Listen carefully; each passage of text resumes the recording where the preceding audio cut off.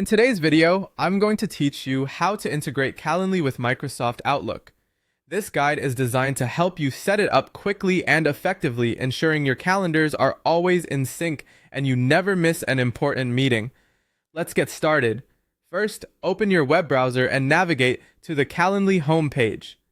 Calendly is a powerful scheduling tool that can help you automate and simplify the process of setting appointments. Once you're on the homepage, you will find an option labeled Integrations.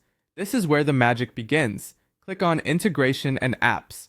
This section is your gateway to linking all sorts of applications with Calendly, including Microsoft Outlook, to streamline your scheduling process. Scroll through the integrations list until you spot the Outlook Calendar plugin, then give it a click. By selecting this plugin, you're setting the stage for a seamless connection between your Outlook calendar and Calendly. Next, you'll want to connect your calendar account. This step is crucial as it allows Calendly to read and write directly to your Outlook calendar. Look for the button that says Connect Calendar Account and click it. As you do this, Calendly will guide you through the necessary steps to ensure everything is properly linked. Now select Outlook Calendar from the options provided. This selection tells Calendly to link specifically to your Outlook calendar as opposed to any other calendar service you might be using. It's essential to choose the correct calendar to avoid any mix-ups later. At this point, you'll be prompted to sign in to your Outlook account. Enter your login credentials carefully, ensuring that you use the correct email address associated with your Outlook calendar.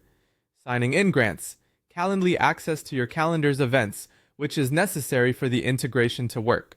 Once you've logged in, click Next. This button will advance you to the confirmation stage, where you'll allow Calendly to access your calendar data. Don't worry, this step is completely secure, and Calendly only accesses the information it needs to function.